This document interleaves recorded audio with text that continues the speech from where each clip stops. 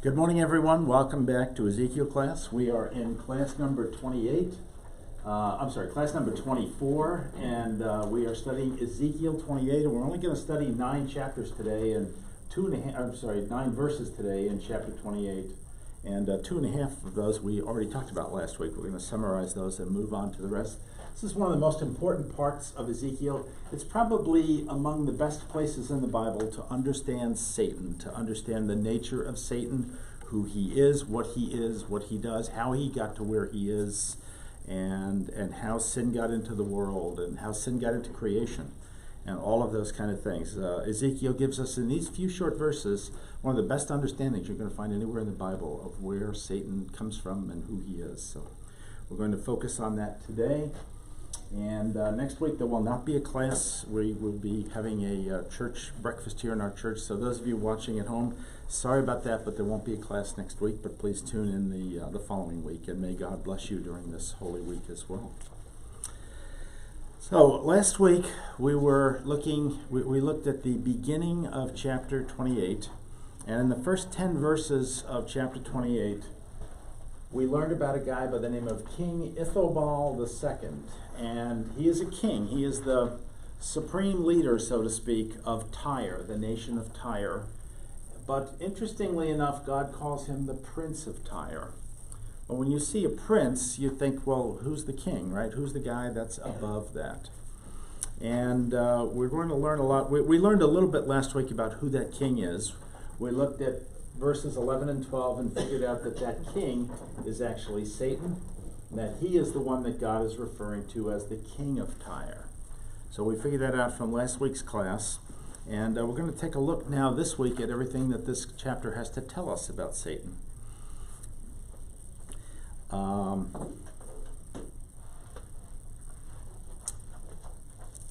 So one other thing that I made the point last week, Ithobal, in theory, was the ruler. I mean, he was the king. He's the guy who sits on the throne. So everybody says, yes, king, we'll do whatever you want.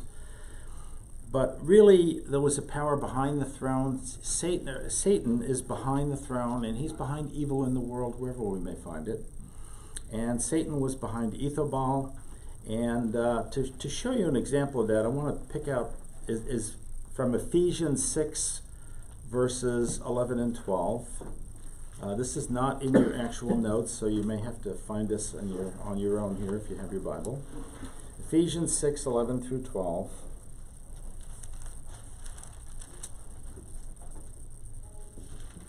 Put on the full armor of God, so that you can take your stand against the devil's schemes. For our struggle is not against flesh and blood, but against the rulers, against the authorities, against the powers of this dark world, and against the spiritual forces of evil in the heavenly realms. So even though we may look at Ithobal and see an evil king, and we can look all around the world today and see evil kings and evil leaders and evil dictators and evil people, we need to understand that behind that person is the evil forces of the world, Satan. Satan and his minions are behind that, and that's from Ephesians chapter 6. By the way, Satan is a Hebrew word, and Satan in Hebrew means adversary. So he is our opponent. He is the person who opposes us. So when we studied the prince last week, Ithobal, we saw that he had great wisdom. He had physical beauty. So he was a smart guy. He was a great businessman. He apparently looked like $1 million. And he had all these attributes, and he used those to make himself godly? No. He used them to make himself rich and powerful.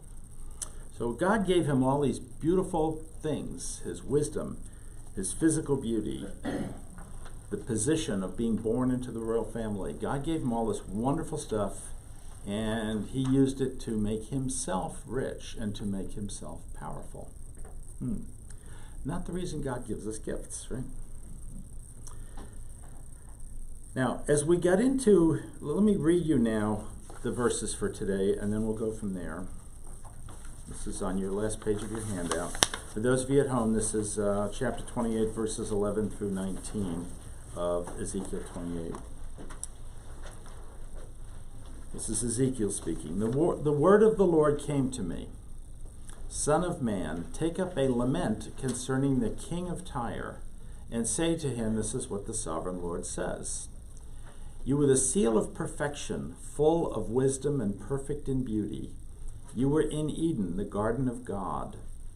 Every precious stone adorned you, cornelian, chrysolite, and emerald, topaz, onyx, and jasper, lapis lazuli, turquoise, and beryl.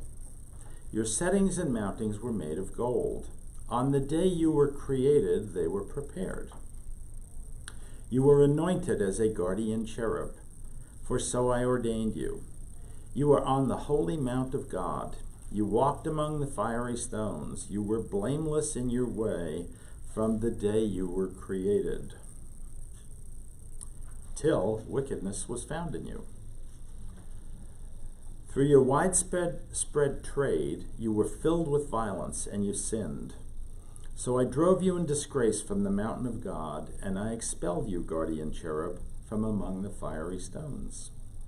Your heart became proud on account of your beauty, and you corrupted your wisdom because of your splendor.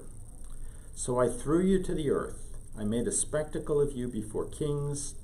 By your many sins and dishonest trade, you have desecrated your sanctuaries. So I made a fire come out from you, and it consumed you. And I reduced you to ashes on the ground, in the sight of all who were watching. All the nations who knew you are appalled at you. You have come to a horrible end and will be no more.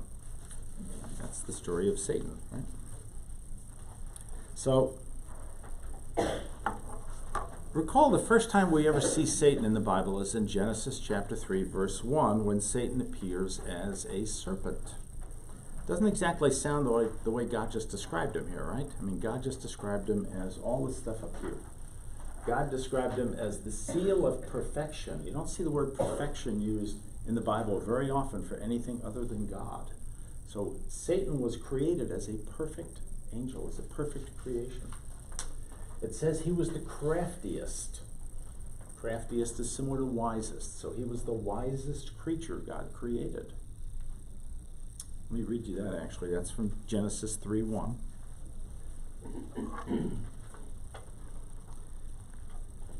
Satan was more crafty than any beast of the field which the Lord God has made. That's from Genesis 3:1. So he was the craftiest, which means the wisest.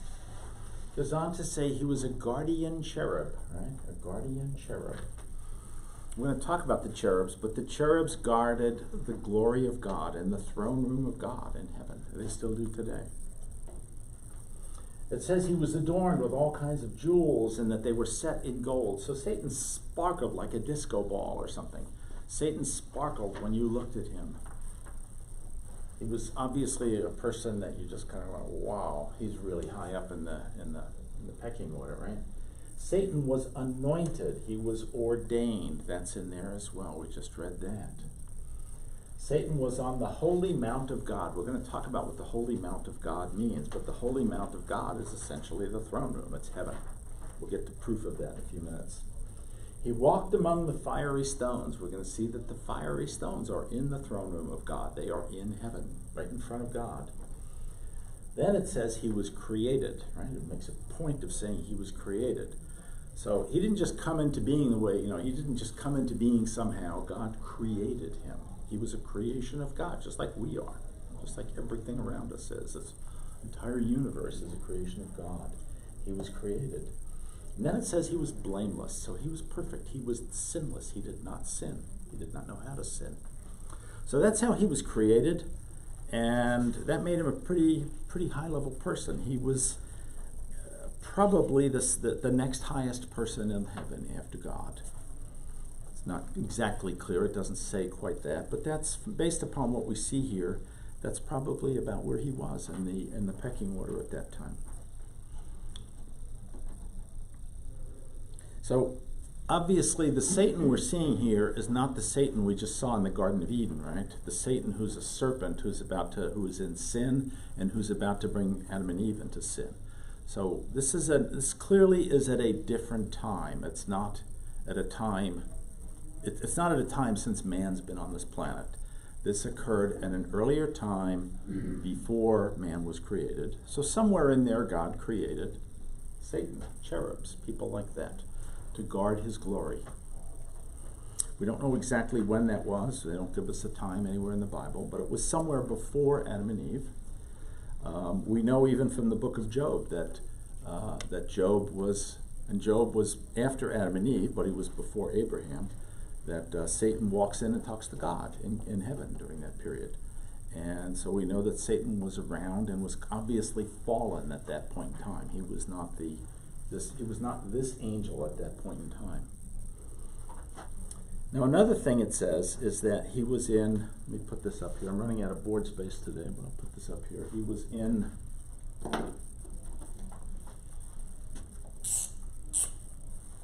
in Eden,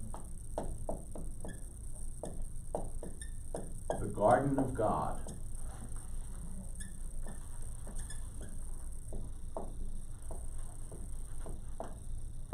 Now notice that doesn't say the Garden of Eden. Now that might seem like, at first thought you might say, well, we're talking about the same place here. We are absolutely not talking about the same place here. Eden, the Garden of God, is a place in heaven. As we go into this, we'll see that. Eden, the Garden of God, is a place in front of God, in the throne room of God.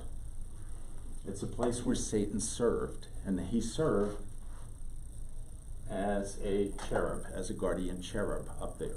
So he served guarding God in Eden, the Garden of God, which was the perfect place in the throne room of heaven. The Garden of Eden is a replica of it that was built on earth. It was designed to be a place that was as close to perfection as an earthly place could be, a place where man and woman could begin their lives, and it would be a copy of what we of the real Eden in heaven. So there's a distinction between these two. When you see that term, Eden, the Garden of God, that is talking about a place in heaven. When you see the term, the Garden of Eden, oops, I didn't put that up in here, pardon me. When you see the term, the Garden of Eden, that is talking about a place on earth that is a copy of what happened in heaven. We're going to talk a lot about copies today. The book of Hebrews talks a lot about it. We're going to get into some of the phrases from there. Now, as we go on into verse 14, we see that he is a guardian cherub.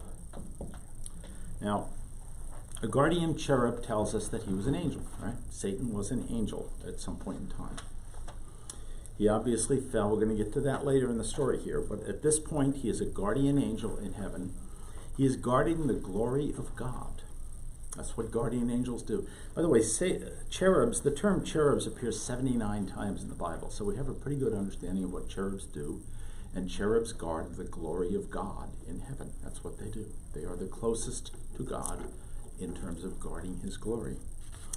And he may very well have been the head of that. It doesn't exactly say that here, but he may very well have been the head guy who was guarding the glory of God in heaven.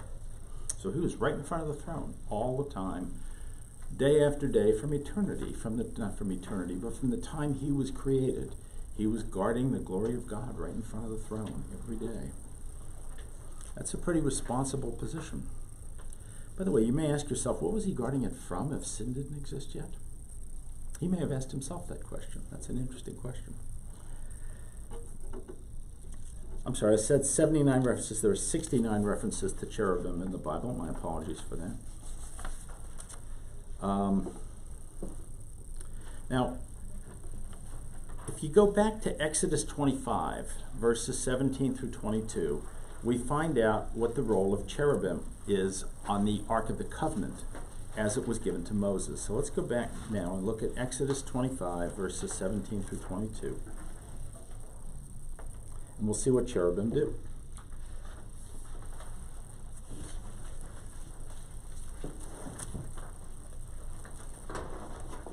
By the way, I could have put all this in your notes, but if I did, it would be about 17 pages long today, so I'm actually going to find it all here. Now, God is giving, this is the Ark of the Covenant, by the way. God is giving instructions to Moses on how to create the Ark of the Covenant. And there's a cover on the Ark of the Covenant. It's the top surface, which is this square here, or this rectangle of the Ark of the Covenant. That's what's referred to as the cover. So make an atonement cover. So the cover is designed for atonement for sins, right? Make an atonement cover of pure gold, 2.5 cubits long and 1.5 cubits wide, and make 2 cherubim, right, out of hammered gold at the ends of the cover. So this is my artwork, pardon my artwork. You all know that someday when I get to glory, I'm going to take art classes. This is my artwork. These are my cherubim. But this is what they looked like on the top of the cover. So the cover itself, by the way, was made of gold, and the cherubim were made of gold on the ark that Moses was told to build. So let me continue here. Make 1 cherub on one end and the second cherub on the other. Make the cherubim of one piece with the cover at the 2 ends. The cherubim are to have their wings spread upward, overshadowing the cover with them. So they're like this. This is how they looked on their wings were basically pointing toward each other on the ark. The cherubim are to face each other, looking toward the cover, right? So they're facing each other, looking at each other.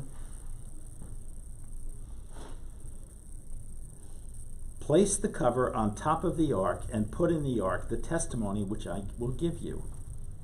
There, above the cover, between the 2 cherubim that are over the ark of the testimony, I will meet with you and give you all my commands for the Israelites. Now this place is where God's glory came and met with Moses back in the days of the tabernacle. That's the spot between the 2 cherubim on the cover of the ark. That is known as the mercy seat. That's known as the mercy seat.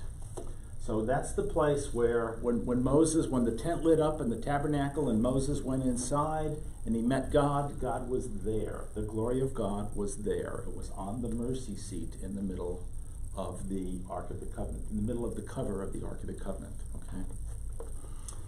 Now later on, when the Ark was brought to the temple, this is long after Moses' time, that is still where the mercy seat was. So that is still where the glory of God was. So this is an earthly example of where the glory of God is on earth when it comes to earth. And it's between cherubim, it's guarded by cherubim, and it's right there. In heaven, that's how it looks all the time. There are cherubim guarding this spot that's also called the mercy seat, that's also called the tabernacle in heaven, that's right across from the throne room of God, and it has a mercy seat, and that mercy seat is where the glory of God resides in front of God. Questions on that? Okay, so that's the background of where we're about to go. Now, let's take a look next at Hebrews 8, 4 through 5, and we're going to take a look at the mercy seat as it looks. I'll find that for you here.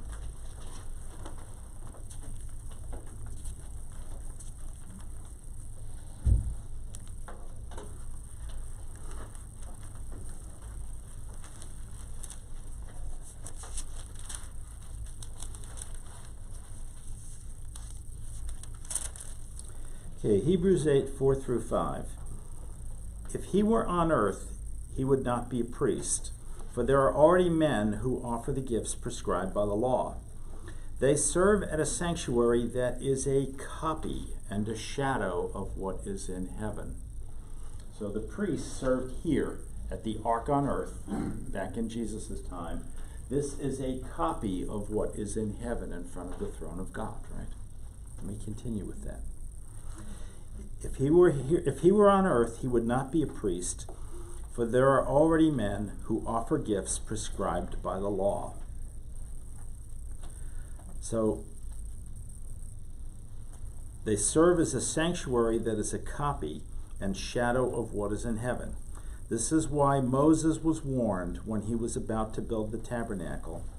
See to it that you make everything according to the pattern shown you on the mountain. So Moses was told to make this tabernacle, this ark, and this tabernacle that's surrounded to be an exact copy, as God gave him to understand that, of what was actually in heaven in front of God. So that's what this is. The reason for that is that it would contain the glory of God at the mercy seat.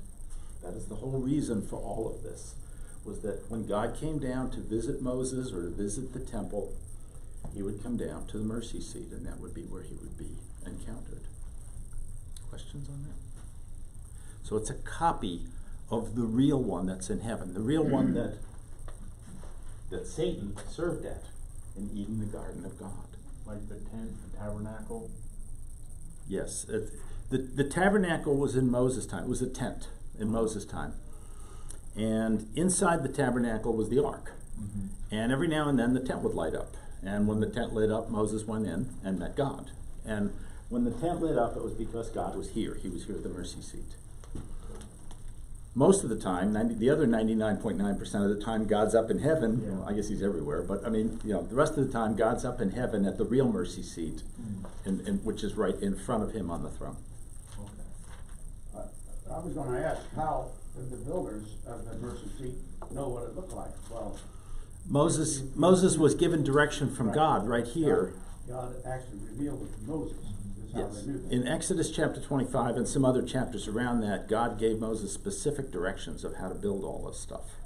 So God's not a secret God. He reveals himself. He makes himself known. Right. While Moses was at the mountain, at Mount Sinai, God gave him a whole bunch of stuff. He gave him the 10 Commandments. He gave him scrolls, which were presumably the first 5 books of the Bible. And he gave him directions on how to build the ark, how to build the tabernacle, all the priestly garments, all the priestly processes that had to happen, all of, what animals had to be slaughtered when and how the blood had to be spread, all that stuff. God gave all of that to Moses in Exodus and Leviticus and Deuteronomy. He gave all of that. Yeah. Other questions on that? Okay. I'm getting the hook in the back there. Keep going.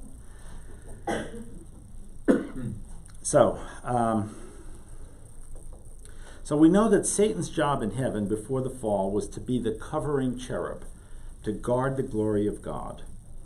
Now, as we go on in verse 14, it says that Satan served on the holy mountain of God and that he served among the fiery stones. Now that tells us that he served in heaven.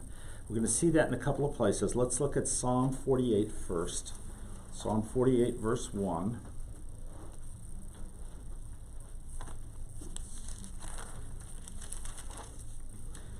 Great is the Lord and most worthy of praise in the city of our God, his holy mountain.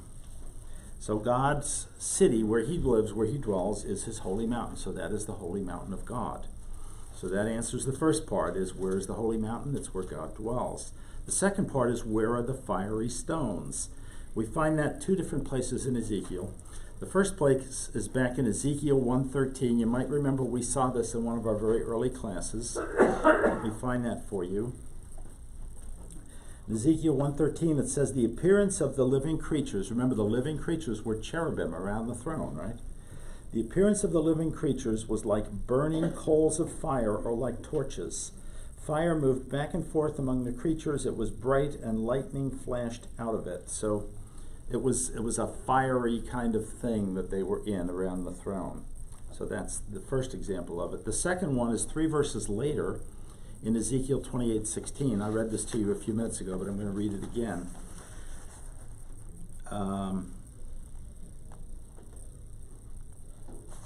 Did I have that right?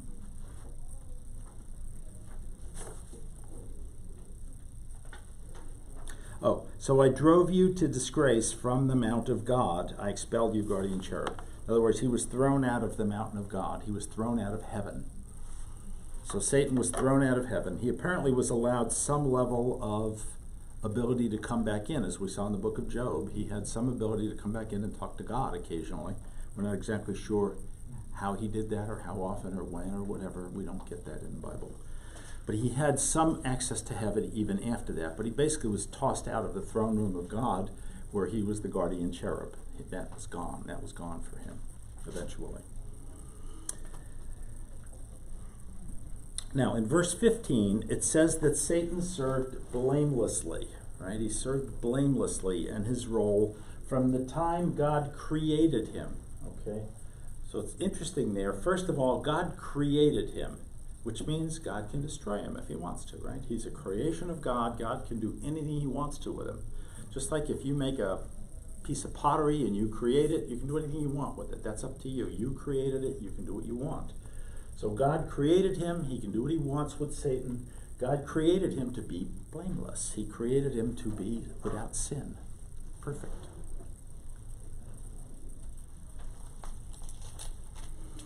Now, in the second half of verse 15, everything changes all of a sudden. Now we see the words, till wickedness was found in you. I put those words up here. Wickedness was found, it says wickedness was found in you. I'm sorry, I put that in quotes. Wickedness was found in Satan.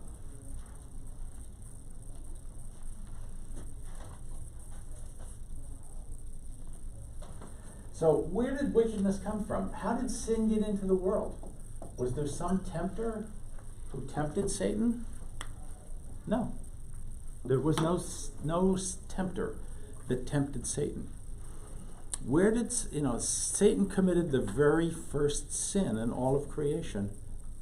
Where did he get the desire to do that? Where did he get the motivation to do that? There was nobody to do that for him. Right. It actually came up, exactly, we're going to get to that in a minute. Yes, you're about 5 minutes ahead of me, but yes. Wickedness was found in you. Notice the nature of the verb here, was found. So wickedness came up inside of him. It just came up inside of him. Like Romans 7, the two natures that's a part of us. Yeah, except by the time of Romans, Satan exists, right? So Satan is already influencing things. Satan influences all the evil in the world today. Okay. Not all of it, but most of it. But that's not what happened here. Satan didn't influence his own evil. It was found in him. It came up in him. Where did it come from? And here's the process that gets laid out as we go through the next several verses of how sin came into creation, of how sin came into Satan.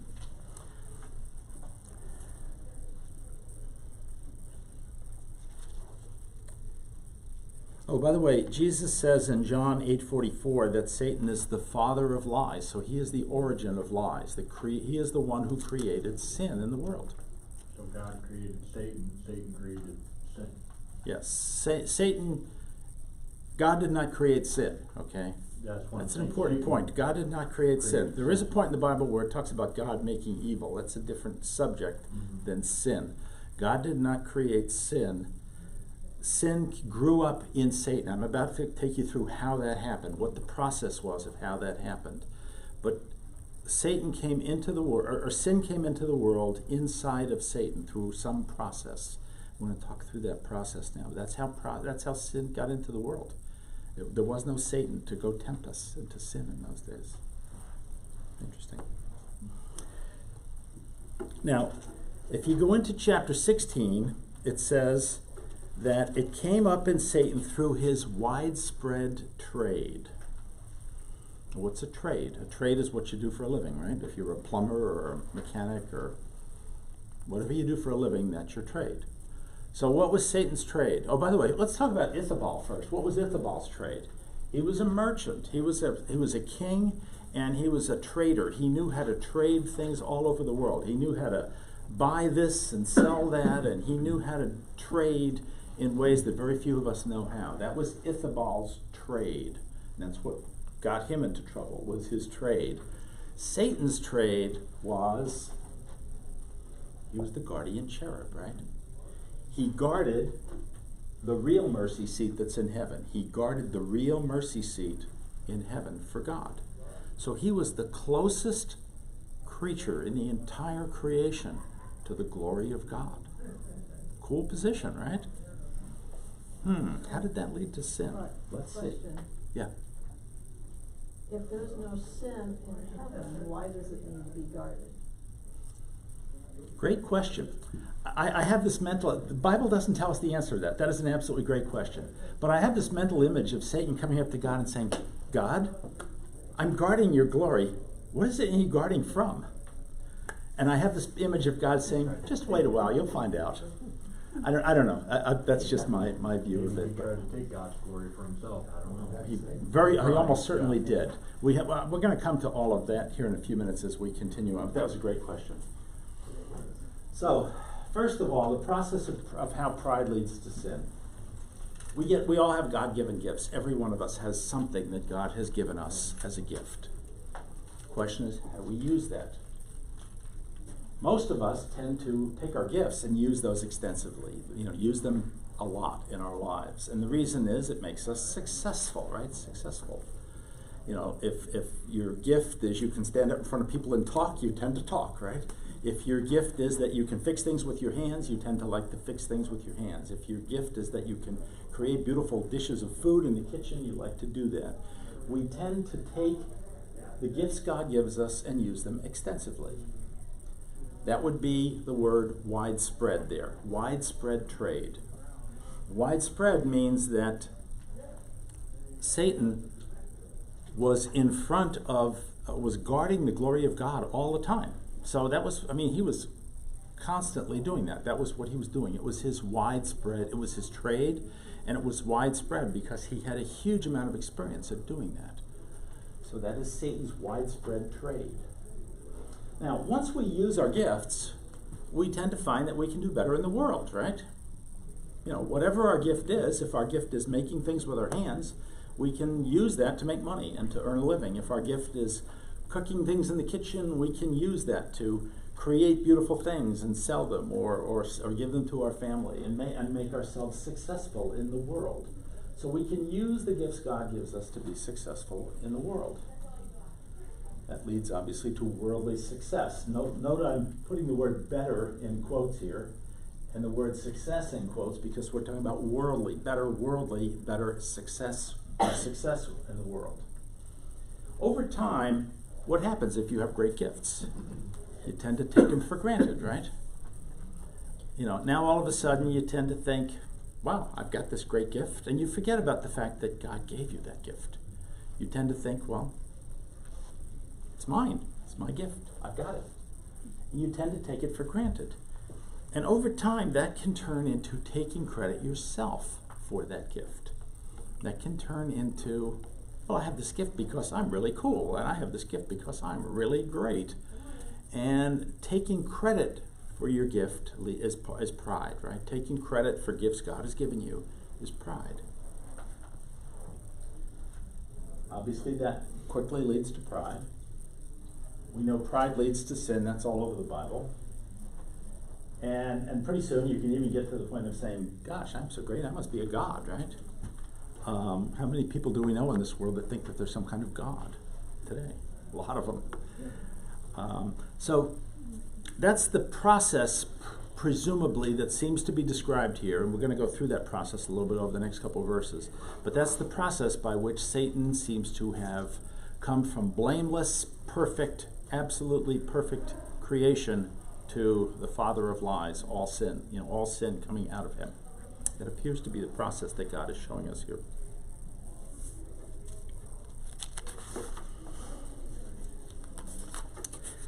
Now,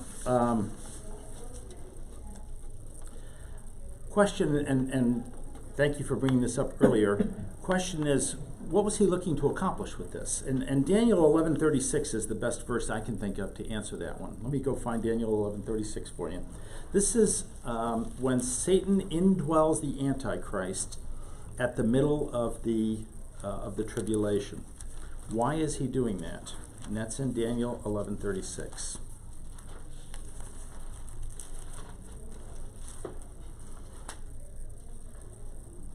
The king, by the way, is Daniel's term for the Antichrist, who is now indwelt by Satan. He has just become indwelt by Satan. So Satan is really running the Antichrist, much as Satan was running King Ithobal back here. So the king will do as he pleases. He will exalt and magnify himself above every god, and will say unheard of things against the God of gods.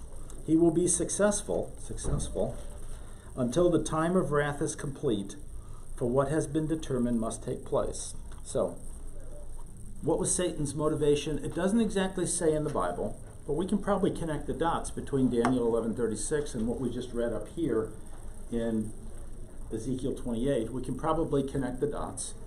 That Daniel, after serving at the mercy seat of God, covering the glory of God, protecting the glory of God day and night for zillions of years, whatever, probably said, maybe I should be God. Why does he get to be it?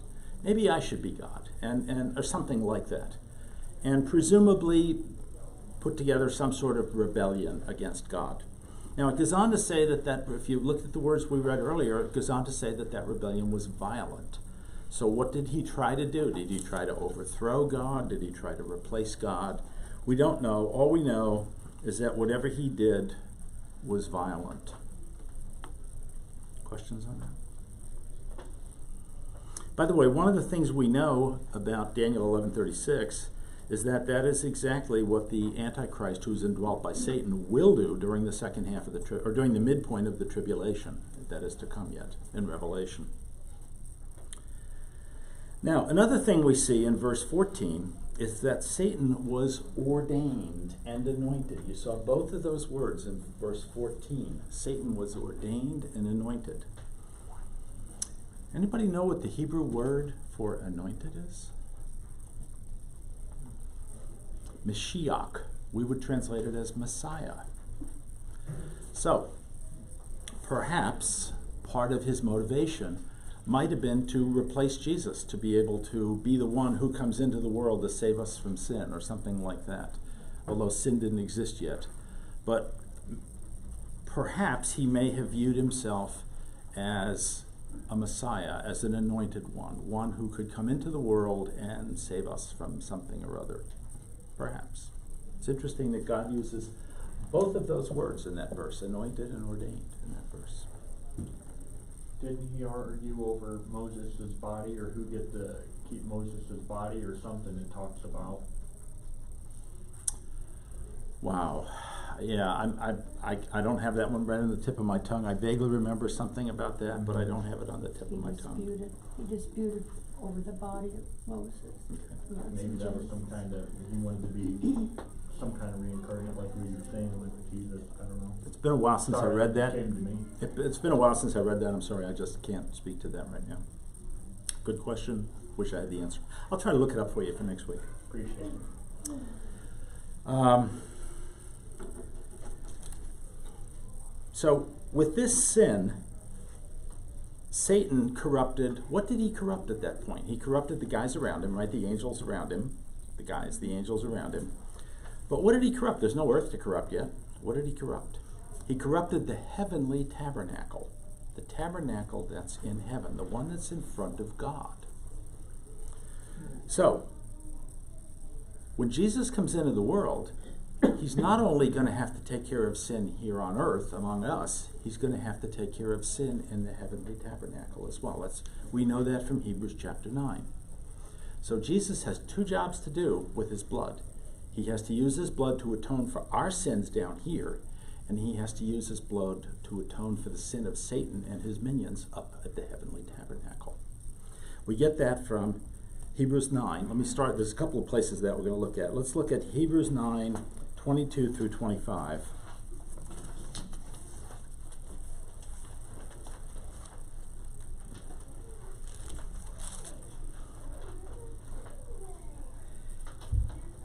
Actually, this passage in Hebrews is 5 chapters long. It starts in chapter 7 and goes through chapter 11. It's about the blood of Christ and how meaningful the blood of Christ is for us as believers in terms of our atonement. And it talks also about the atonement in heaven. It would take a month of Sundays to go through those 5 chapters and go through everything that's in Hebrews about this. We're just going to hit a couple of pieces of it today that are relevant to Satan and to getting rid of sin in heaven. So let's look at Hebrews 9, 20. Actually, let me start a little earlier in Hebrews 9, verse 11. When Christ came as high priest of the good things that are already here, he went through the greater and more perfect tabernacle that is not man-made, that is to say, not a part of this creation. So he also had to pay attention not only to the sin that was here on earth, but to the sin that was up in the greater tabernacle, the tabernacle that was in heaven. Let me continue on now into verses 22 through 25. In fact, the law requires that nearly everything be cleansed with blood. And without the shedding of blood, there is no forgiveness. That is an important part of the Bible. If without blood being shed, there is no atonement. There is no forgiveness of sin. Blood must be shed for that. In the Old Testament, it was the blood of animals. That had to be done every week. Jesus only had to do it once for everybody, and that includes not only everybody here on earth, but also everybody in heaven. So Jesus had to cleanse the earth of sin and heaven of sin. It was necessary then for the copies of the heavenly things. The copies of the heavenly things are this here on earth, right?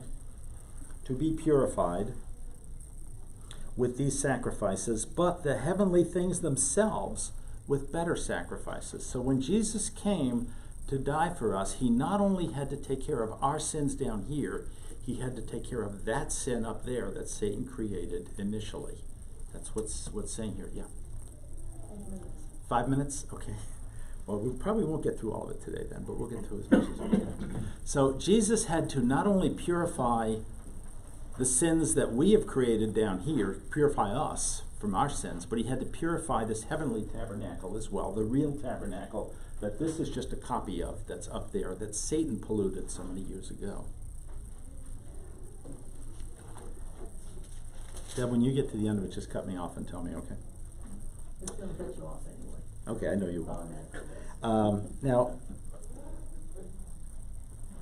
Now, Leviticus 16:15 through 16 tells us the purpose of the mercy seat. I've kind of talked about it today. I haven't read you the actual biblical citation of that, so let me do that. This is from Leviticus 16, verses 15 through 16.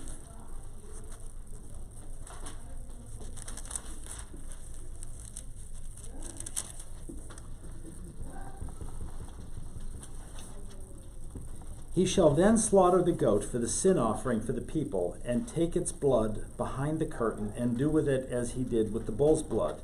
He shall sprinkle it on the atonement cover and in front of it. So this is what the Jewish priest did. He sprinkled the blood of the slain sacrifice on the mercy seat.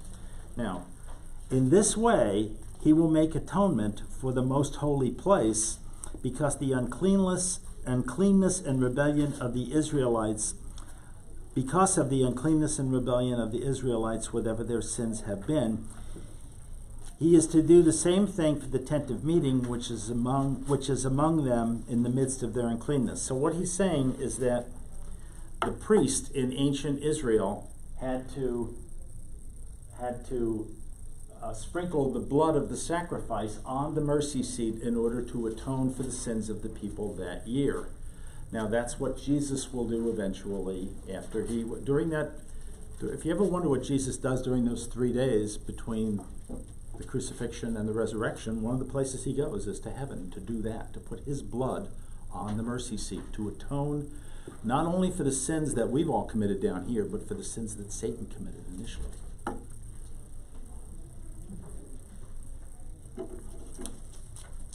Now, in the second half of verse 16, God changes things.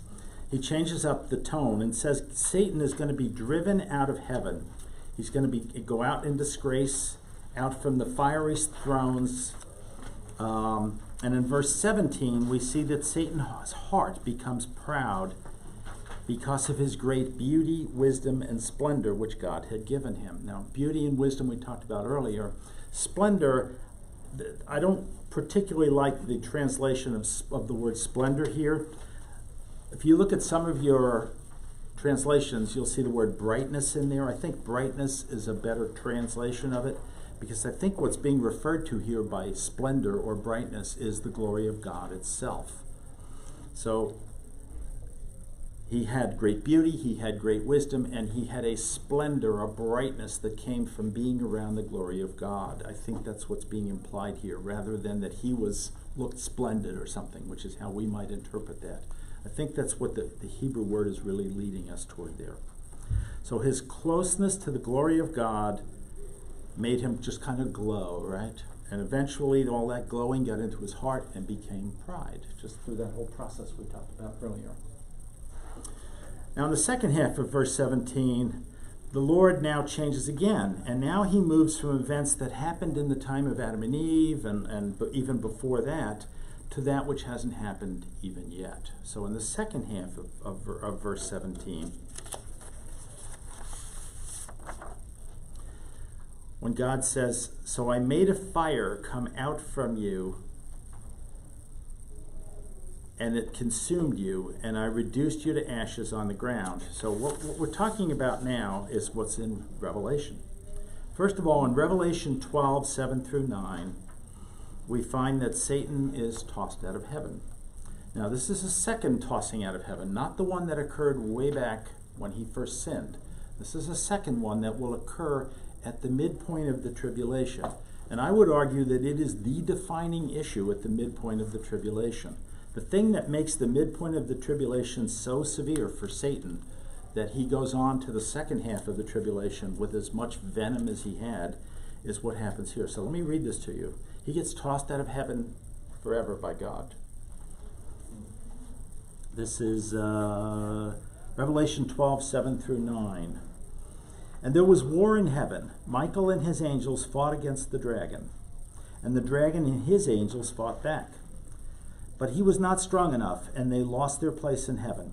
The great dragon was hurled down, that ancient serpent called the devil or Satan, who leads the whole world astray. He was hurled down to the earth and his angels with him." That's the defining point of the midpoint of the tribulation. At that point, everything changes because Satan is now no longer allowed any access to heaven whatsoever, like he had with Job. At that point, he is sent down to earth where he has nothing, he has no access to anything in heaven. His only dominion is the earth, and he's going to absolutely control the earth for the next 3.5 years. That is the second half of the tribulation. And that begins at that moment when Satan is hurled down to earth. Now, let me go next to the second part of that, which talks about fire. And that is in Revelation 20, verses 1 through 3. "And I saw an angel coming down out of heaven." This, by the way, this is at the end, this is at the time Christ comes back, but just before the 1,000-year reign begins. "And I saw an angel coming down out of heaven, having the key to the abyss, and holding in his hand a great chain. He seized the dragon, that ancient serpent who was the devil or Satan, and bound him for 1,000 years, and threw him into the abyss, and locked and sealed it over him, to keep him from deceiving the nations anymore, until the 1,000 years were ended. After that, he must be set free for a time."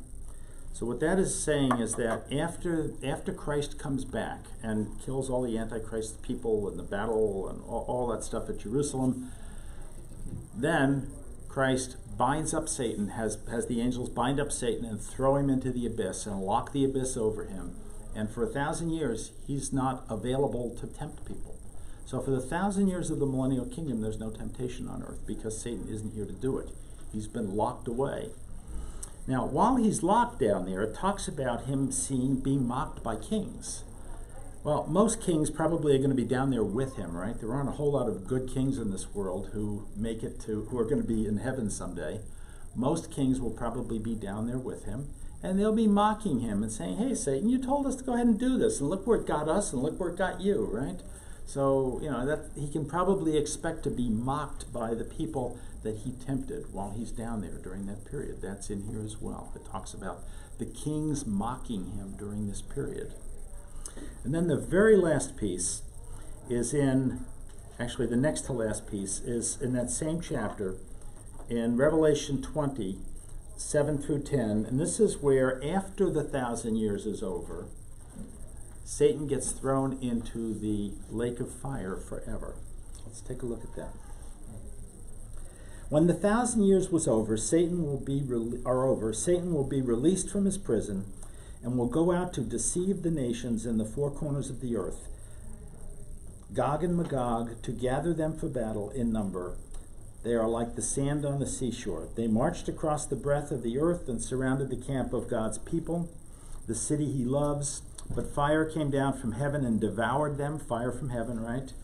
And the devil who deceived them was thrown into the lake of burning sulfur, where the beast and the false prophet had been thrown. There they will be tormented day and night forever and ever.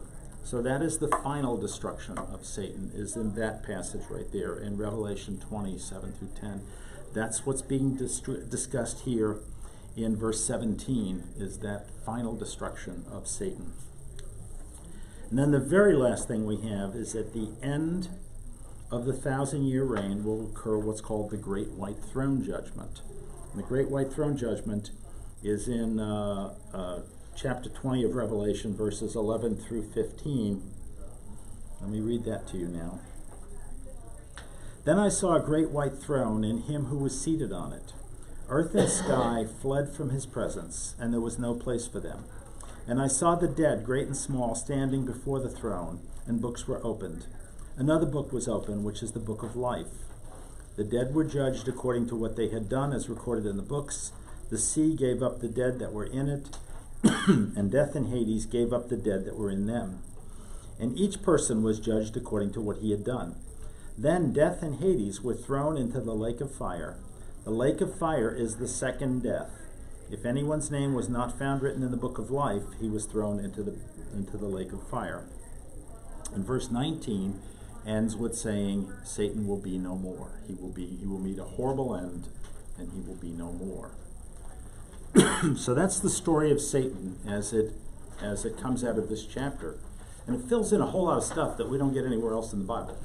Stuff about Satan that's most of us probably knew pieces of that, but it's no place else I've ever seen where it's put together. One more minute? Okay. Oh, we're done? Okay. Well, we're done. Bye. Yes. Why?